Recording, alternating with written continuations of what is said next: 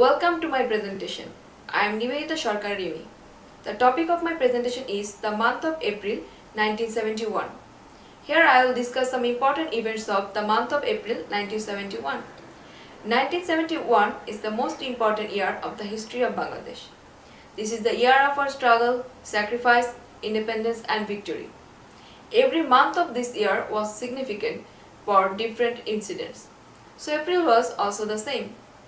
The formation of Mujibnagar government was the most important event of this month, but there are other important events like Kernigan Genocide, the Blood Telegram, radio address by Tajuddin Ahmed, the formation of Peace Committee, etc. Here I will give a little summary of these incidents. First, I will start with Kernigan Genocide.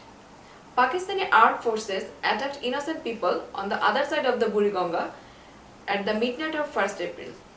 Within a few span of hours, they killed hundreds and burned down villages after villages. Kerniganj was looted and many women were raped. The massacre continued for 9 hours. More than 1,000 people died in this genocide. Now I'll move to the next topic of the Blood Telegram of 6th April.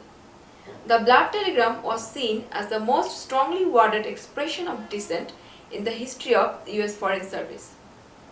It was sent by the American diplomat Archer Blood. He sent the telegram to the Department of State, condemning the failure of US to denounce the suppression of democracy and the widespread atrocities at the time of genocide in Bangladesh. Now, the radio address by Tajuddin Ahmed. The speech was delivered in 11th April by Tajuddin Ahmed.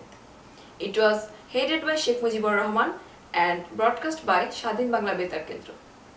In this speech, he stated that our entire nation is involved in the fight for freedom.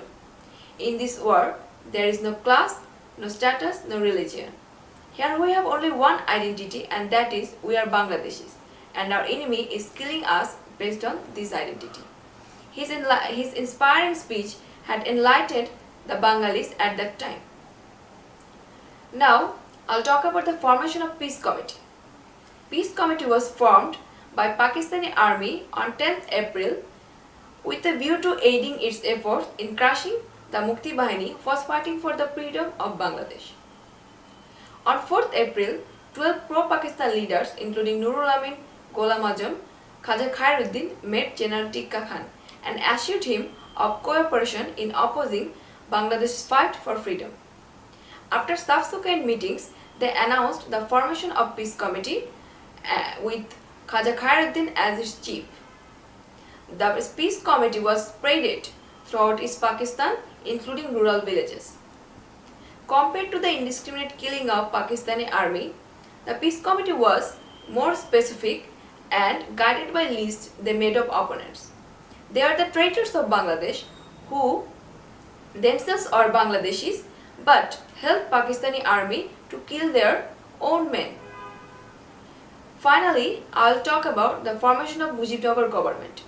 It was the most important event of the month because it was the first rightful constitutional, realistic step towards the full realization of our dream of an independent country. The provisional government of Bangladesh was known as Mujibnagar government. On 10th April, elected parliament members of 1970s election from the government. The cabinet took oath in 17th April in a liberated area of Boidonath Tola, Meherpur, Kushtia, which is now known as Mujibnagar. In the newly formed ministry, Bangabandhu Sheikh Mujibur Rahman became the president. Soed Nazrul Islam, the vice president and acting president, Tajuddin Ahmed, the first prime minister of Bangladesh, Khandokar Mushtaq Ahmed, law and foreign affairs minister, and Colonel M.A.J. Osmani became the chief of Bangladesh Liberation Forces named Mukti Bahini. Mujibnagar government was the first formal introduction to the rest of the world about political leadership that was said to guide the nation into a concerted and organized war of national independence. So that's all about the significant events of the month of April 1971. Thanks for hearing me.